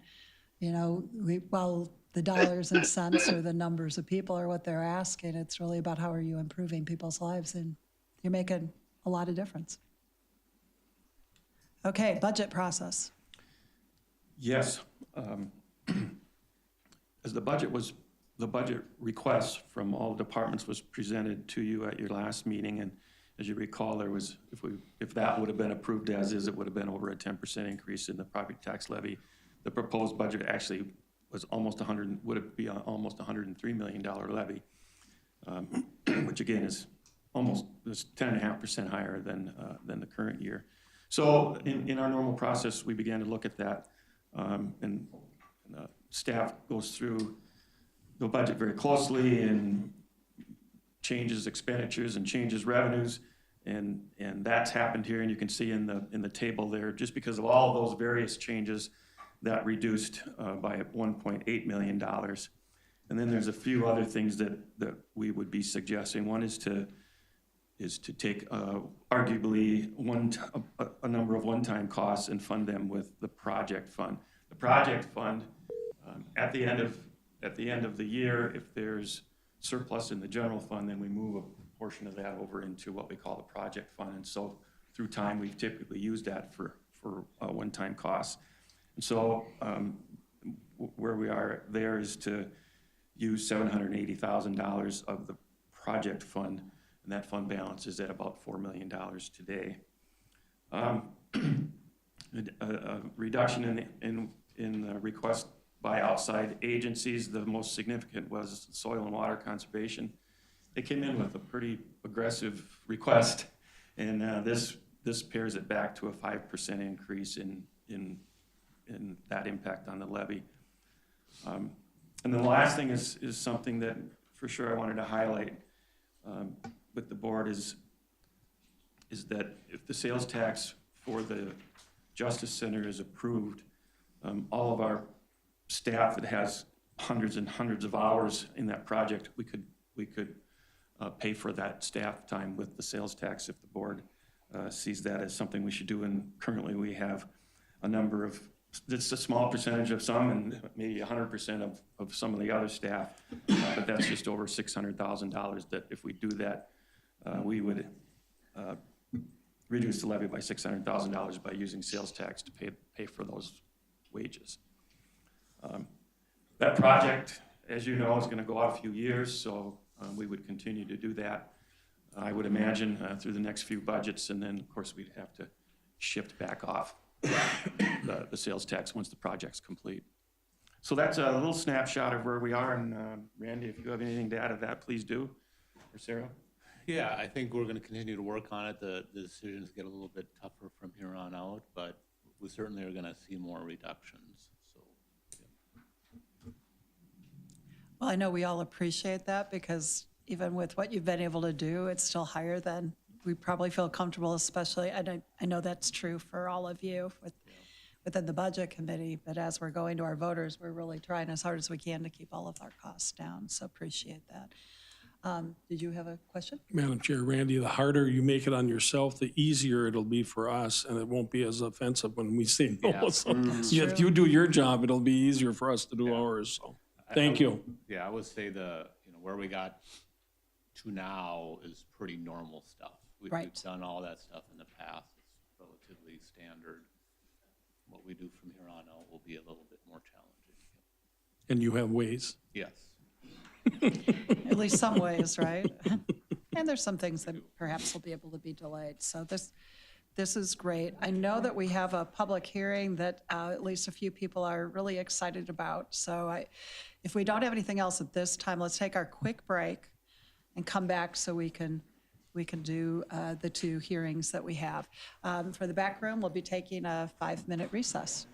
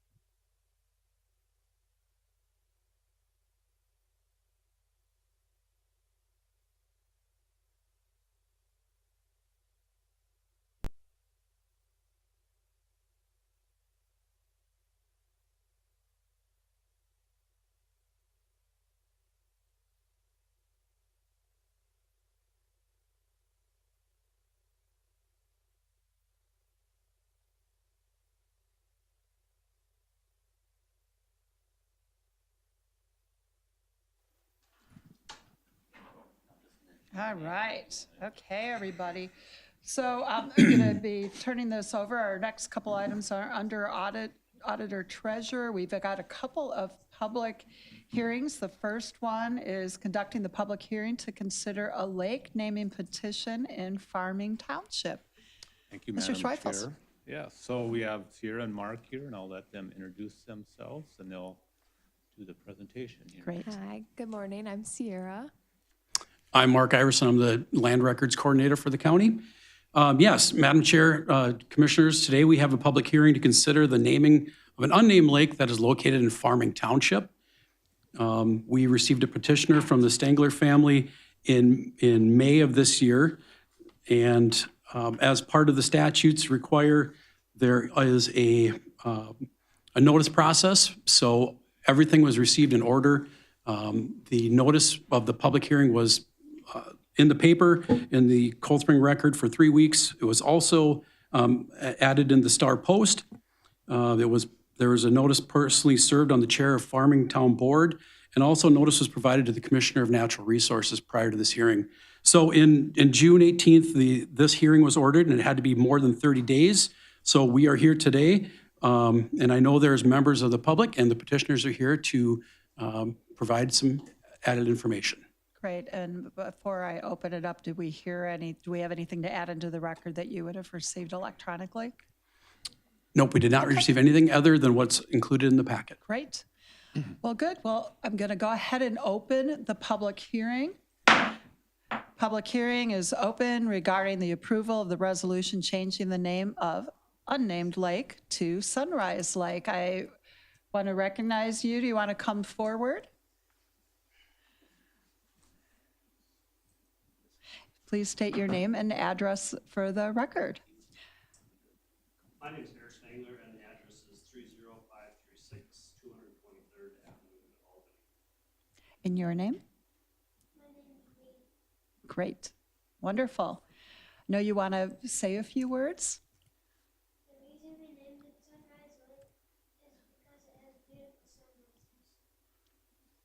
That is wonderful. I think for those of us who haven't gotten to see one of those sunrises like myself, I think I'd like to come and see one. All right, I know we're not supposed to really talk. I'm just taking your input right now for our board is, I'm sorry, I was a little offline there. Anything else we should know? We just thought that it was, my wife and I are both involved in real estate, and we thought that it would be a good project. It kind of came up in purchasing the property that it was a lake that didn't have a name, and we felt getting really involved in the process and exposing him to a county board meeting. Kind of the process of government and how things work was a good educational tool and a good summer project. So he went out, we kind of helped him with the legwork of how this process worked, and we kind of worked through it ourselves. And he went out and got the signatures of the petition and made it a reality. So we're excited to be here and have him be involved in the process. Thank you. Thank you. I'm sure you'll hear a few more comments when we close the public hearing. Thank you very much. Are there others who wish to speak in this public hearing? Is there anyone else who wishes to speak? Come on up. Your name and address for the record. Pete Boulay, 500 Lafayette Road, representing the Minnesota Department of Natural Resources. Madam Chair, Commissioners, thank you for having this public hearing today. The process to change a geographic name in the state is in Minnesota Statutes 83A.02, which is part of which is this public hearing today. Where any legitimate name could be considered, as long as it doesn't violate the statute or the federal principles, policies, and procedures. Could mean a new name for the basin or no name at all. Pending the county decision today, the DNR would accept 73-164 to be Sunrise Lake. It would be a unique name for a lake in Stearns County. And if you have any questions, I'd be happy to answer. Thank you. Thank you. Anyone else wishing to speak? Anyone else wishing to speak on this item? Anyone else wishing to speak?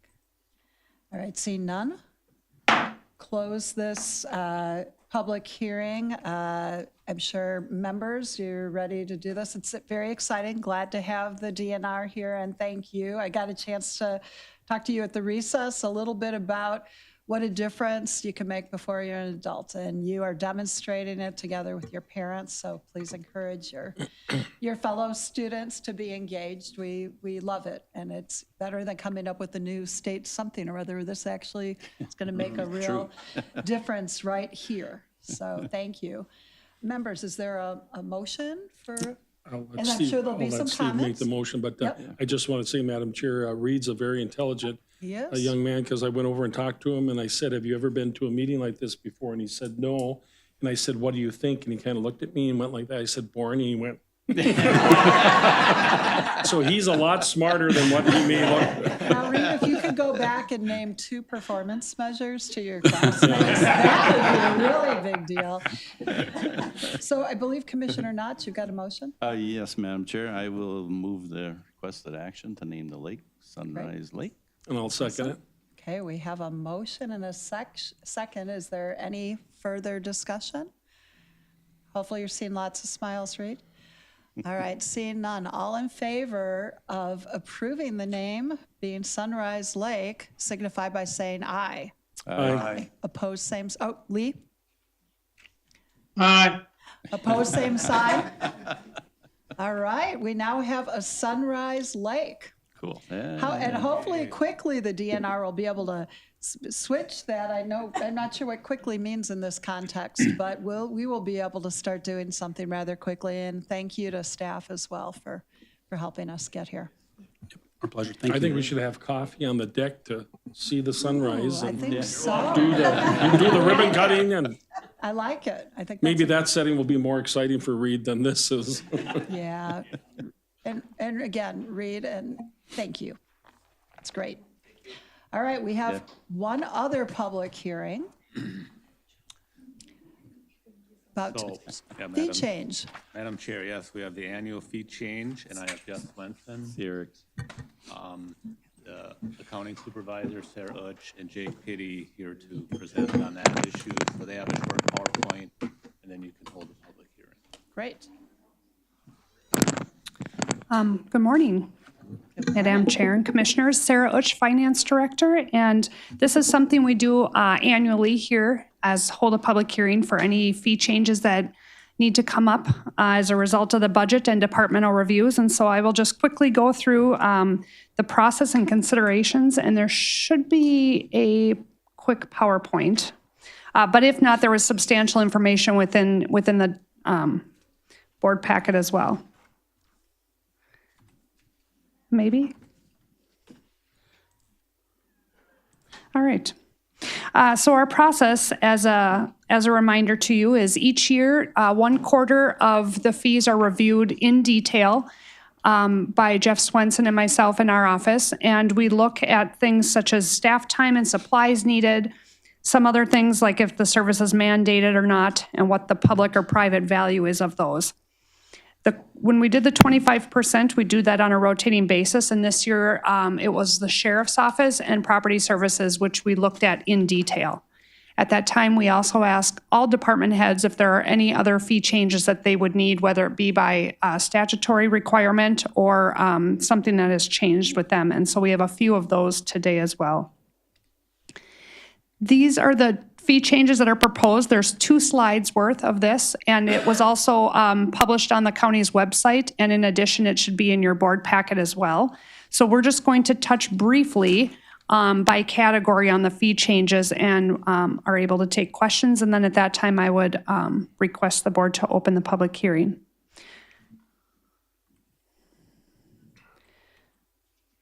So the first one, human services is listed, and some of them are just a logistical change within the fee schedule. Those that relate to tobacco licensing, those are being done within the auditor's office now. So formally just moving those from the human services area to the auditor's office.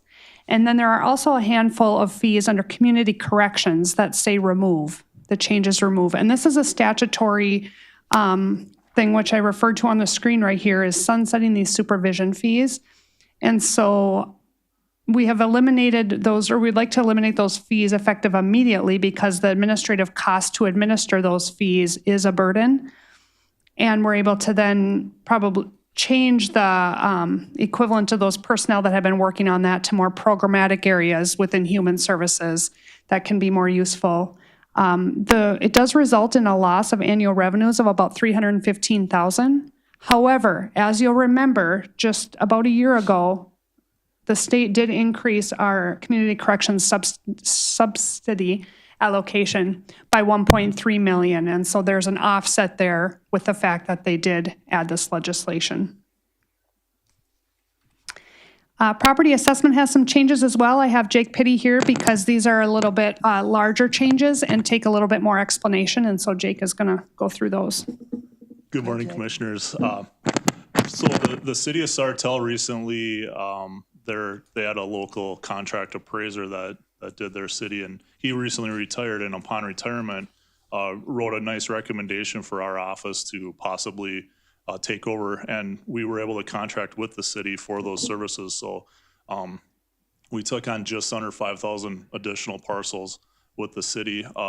Benton County also took on the other half of Sartell as well at the same time. So in doing so, we were able to, it would be additional revenue, but our hope is to keep our revenues flat and in turn lower our assessment fees across the board for all of our other jurisdictions. So this would allow them, to have lower taxes and, just keep our rates attractive. We still have a few local jurisdictions out there. We would like to possibly, offer our services at some point to them. There's some possible retirements coming up in those areas as well. So keeping our fees down would be helpful in obtaining those as well. So that was our main goal in doing so. And it resulted in about a 10% reduction. There's some slight economies of size adjustments within there, but overall it's about 10% for each jurisdiction. So if you have any questions on that. So we'll move on to land management and recorder, both within property services. There has just been some small changes within that. The land shark ones within the recorder's office, we've moved to kind of a per page fee into a per document fee because people are really reviewing documents at a whole, not page by page. And so that change reflects the users. And then within the ArcaSearch, we're just doing a minimal increase there to help recoup some of the increased costs that we at the county are experiencing for those as well. Public Works is just changing, a minor change there to be consistent with the state. And then within the sheriff's office, we have a couple changes, mostly increases there. The boarding out-of-county prisoners, that is something we more often pay than receive as far as housing inmates out of other counties' facilities, and this change is consistent with the changes we've been on the end of paying as well. And then a couple of the other fees are going up from $60 to $65 per deputy per hour, and that's of course just retaining some more charges for the increase in wages. With that, looking today to answer any commissioners' questions or comments. We do have all the departments in the audience as well. If there's more detailed questions, then I would request opening of the public hearing and ultimately a decision by the board. Okay, thank you. I'm not seeing any particular questions right this moment, so I'm going to go ahead and open the public hearing. The hearing to consider the proposed changes to the county's official fee schedule is open. Do we have any, did you get any comments on this electronically? Is there any public input that we did not receive any electronic. All right.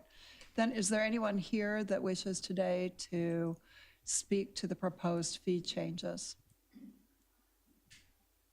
Is there anyone here who wishes to speak to the proposed fee changes? Anyone wanting to give some input? All right, seeing none, I'm going to close it. Members, questions, comments? Yeah. Bishop Persky? Yeah, Madam Chair. Just with staff here, I'm just curious, did we have any opposition or concerns about any of the fee changes?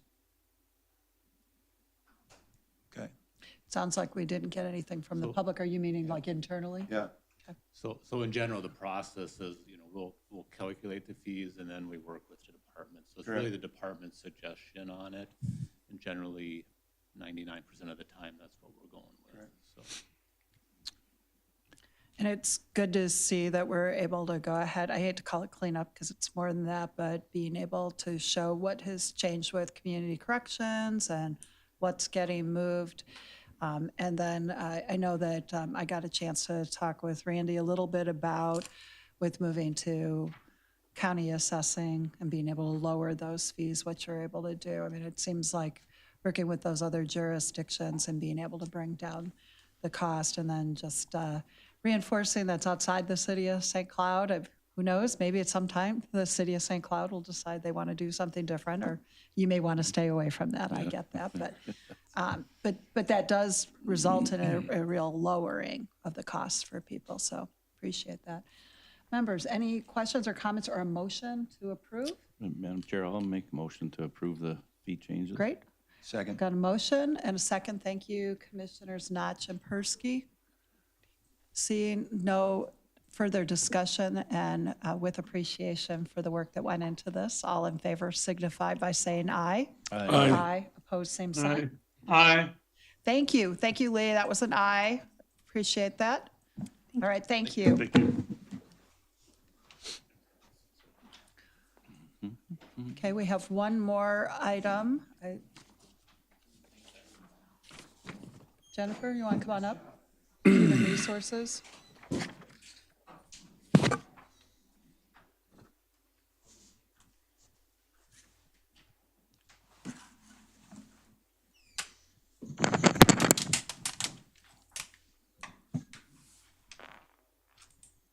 Dr. Williams, did you want to say anything before we start this, or just turn it over to Jennifer? I think we'll pass it straight on. Okay.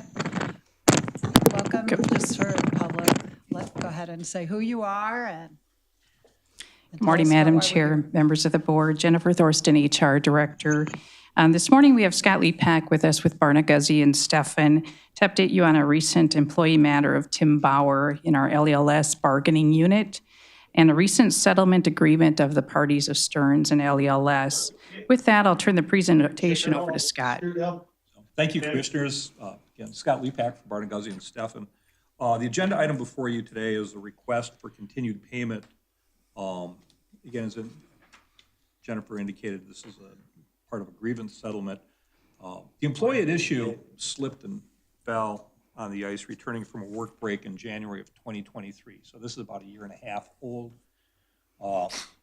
He's not been able to return to work since that time in a full capacity. The employee is covered by a union contract. It's the jail dispatch contract. That contract language has a provision that allows the board to continue his salary in the board's discretion for injuries on the job. And this clause exists in law enforcement. It's the patrol, the jail, the supervisor's contracts that allow the matter to go before the board for continued salary payment for injuries on the job. What it means to be on the job, this grievance illustrated that the parties are taking a little different interpretation of that. The county's interpretation, it's because it's in the law enforcement contracts, it's in sheriff's, patrol, that it is on the job is something that's unique to the dangers of that profession. So if you're an inmate struggle in the jail or there's a squad car accident, that would be, from the county's perspective, how on the job should be applied. And it's not something that just can simply happen to anyone. It's specific to those professions. The union interpreted it more broadly. And through the course of our discussions with the union, the remedy, of course, in either event is it goes in front of the board for determination. So for purposes of the present request, the wage requested to date, again, we're talking about a year and a half. He was injured on duty for 60 days, I believe. But the request is a little over $40,000. So it's $40,318.57. So that would be the the amount that would be paid retroactively pursuant to this request. It would be ongoing until such time as the board determines to limit it. So from the county's perspective, long story long on this, it's an area of the contract where the parties are not in agreement on what the appropriate interpretation is, but rather than continue to argue about it, we're in negotiations at the end of this year for contracts next year. We can talk about it at that time in more detail. So the request is to, by the employee is to continue the salary, and at that point, I'd be happy to stand by for questions on this one. And I know that this doesn't come up very often. We got some background information about when previous occasions have come to the board, and it seems like it's been quite a while. It certainly hasn't been since I came on. And I notice in our packet, the recommended action is to deny this. So I don't know if anybody else has anything else they want to say about this before we come to the board.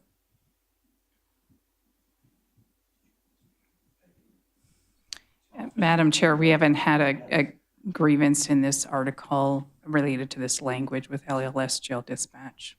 Yep. We've had, the two prior ones we've had were, I think 2013, 2014. It's been 10 years ago, and it's been limited to the patrol contracts. In the line of duty. Just a moment. Go ahead and take a seat for a moment. Thank you.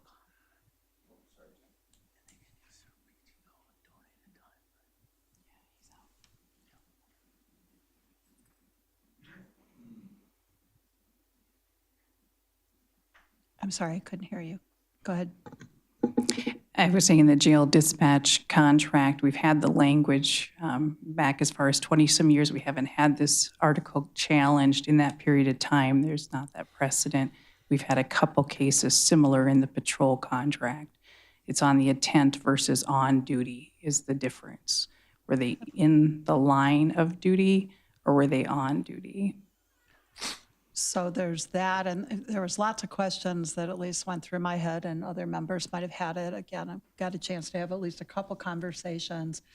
It notes that there's no light duty, and I guess a question I have, since this is dispatch, I mean, while there's a do not lift more than 20 pounds, if you could just help us understand what that actually means in this context. And it's my understanding, Madam Chair, Commissioners of the Board, that it was reviewed with the Sheriff's Administration if there were options for light duty for Mr. Bauer to perform. Upon conclusion of that analysis, there was no current job that we could assign him to light duty short of creating a position for the individual, but that was denied due to not having light duty available for the position. And I recognize that's actually like a second step question. The first one, I believe, as you've presented us, is it on duty? Was this actually done on duty under the contract or not? And if, then you get to the next question after that. Is that accurate? That's correct. Just to help us understand. Yep. And Dr. Williams, there's somebody here who wishes to speak. I believe it's the person who's impacted. I mean, while we don't generally have people come up, given it's the person that's impacted, I don't know how you want to handle that. Madam Chair, I have a question. I'm trying to figure it procedurally. Advice on that, or? Yeah, typically we agreed to just present it to the board. We didn't agree to have a public hearing on it or an evidentiary hearing. Okay, wait, so are you saying this is an evidentiary? My recommendation is that we simply limit it to the county presentation. Okay, you're right. It's not an evidentiary hearing. Correct, correct. Yes, okay. Commissioner Persky. Yeah. I was just wondering, the issue of light duty has been brought up. Was it the county's preference to actually have an assignment into light duty, but that was not available? Yes, Madam Chair, Commissioners of the Board, the exploration of a light duty assignment was explored with the union and labor, the Sheriff's Office and HR, and it was recommended there wasn't a light duty position available for the individual. Okay. Did you follow up? I just Yeah, follow-up good, please question, do. and I was just concerned because, every time we walk into this door, at the, into the chamber here, you know, there's a sheriff's deputy there at the door. Wouldn't that be considered acceptable light duty or not? Just, and I can't speak for the sheriff and what the requirements of that are, but in the other counties I'm familiar with, a fair number of counties, that job does require somebody to be able to, I don't want to say spring into action, but you need to be able to react if there's something happens. They need to be able to react, and an individual in a injured capacity is probably not going to get assigned to that. So again, recognizing that both Commissioners Persky and my follow-up question on that are separate from Oh, yeah. how you interpret the contract. And I know that we've got a couple people who could probably address this question. Does one need to be able to lift 20 pounds or more to do dispatch? I mean, if this is a dispatch position, is that fundamentally necessary? Sharon, if you want to come up and address the question. Assistant HR Director. The position that Mr. Butler holds is a correctional officer 1. It is not a 911 dispatcher. Got it. Okay, I thought I heard dispatch, so that's. It is the jail So it could be, got it. Okay, all right, thank you. Thank They you for fall that. within that unit, yes. Right. Yeah. So at this point, are there other questions? I mean, we've been asked to make a determination about whether or not to deny this stemming from, I guess, the threshold question, the interpretation of the contract, but also whether or not, it sounds like there isn't something else that, other light duty that could be assigned at this point.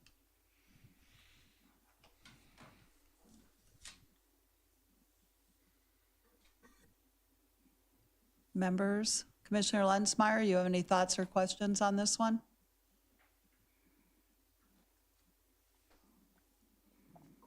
None. I had a local emergency here, so I couldn't. Sorry about that. Yeah. Is Well, everything it's okay? over now, so could be worse. Okay, all right.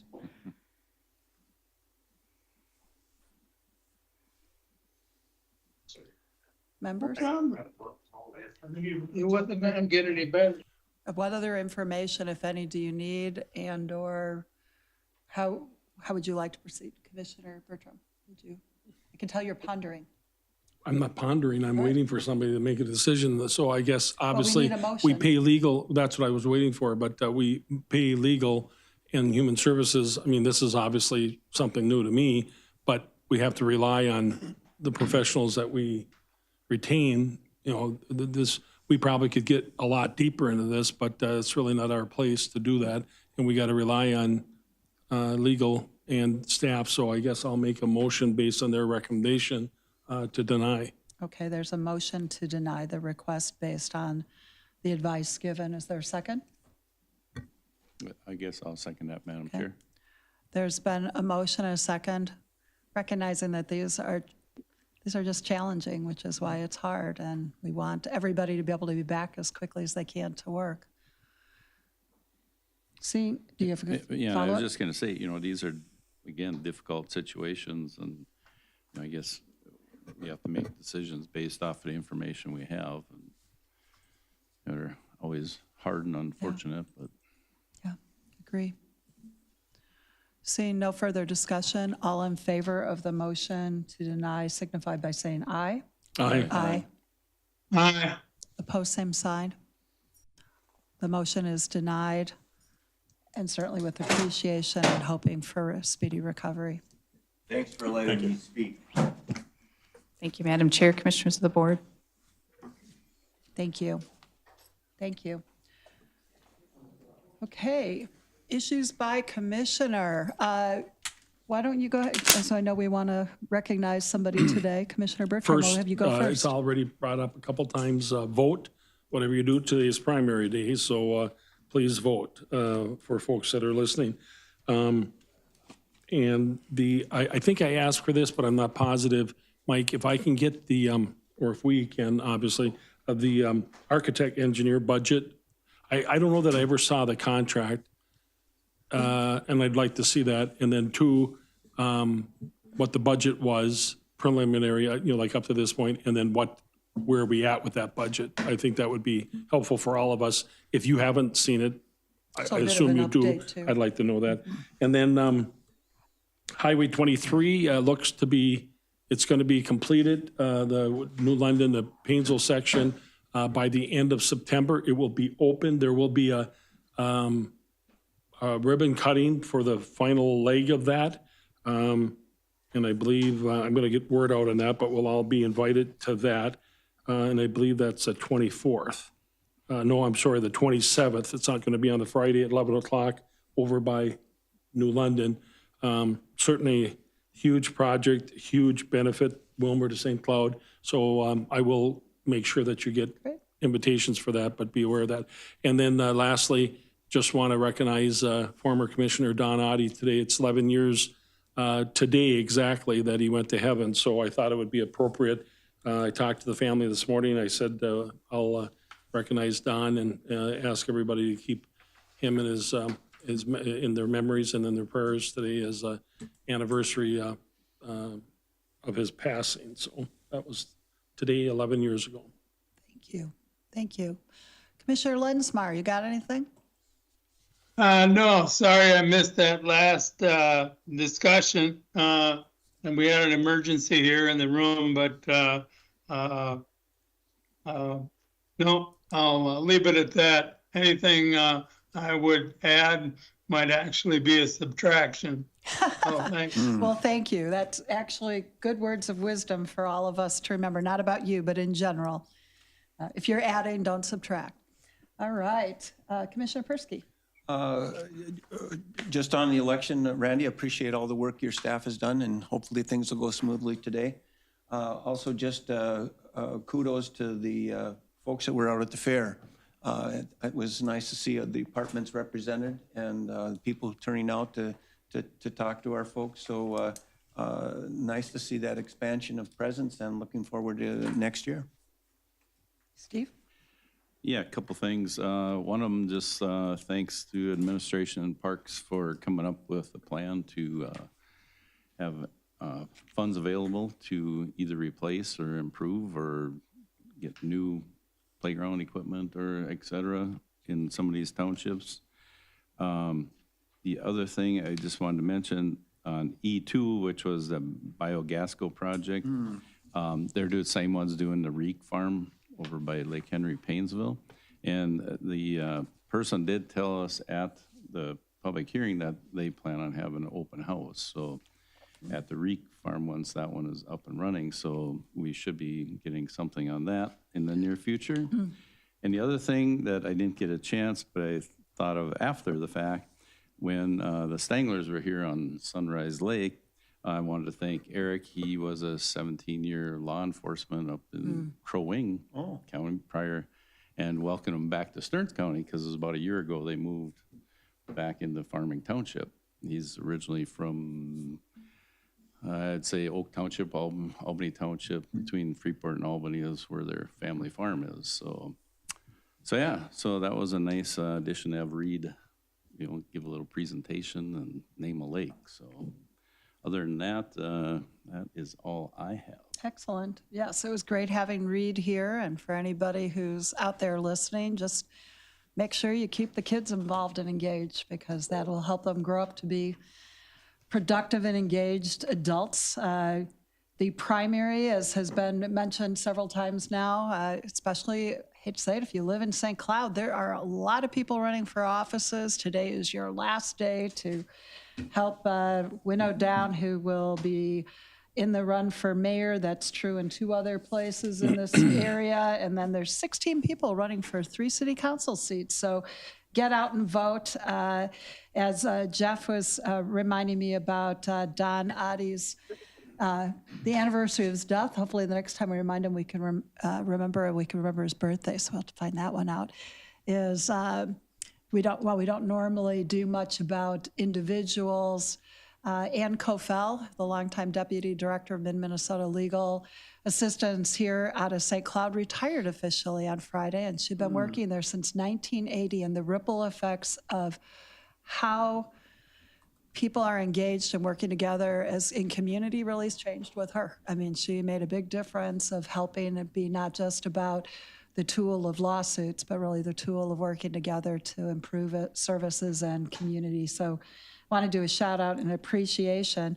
And because I'm actually not sure when we're going to get to this, I know everybody's been really busy, but we did get an award, a really big deal award at NACO for the JCAT team. And while we're going to hear more soon about it, it'd be great to get that out as we're talking to people out in community about our Justice Center project. It's important they also know the ways that we're working together in community to reduce other challenges. So if we can get that little press release out, it would be a really great thing. We want to help our employees to know that they're getting some good recognition while they're also struggling with a huge caseload. So anyways, with that, Madam Chair, I did want to add the per scheme. Sorry, I forgot, Commissioner.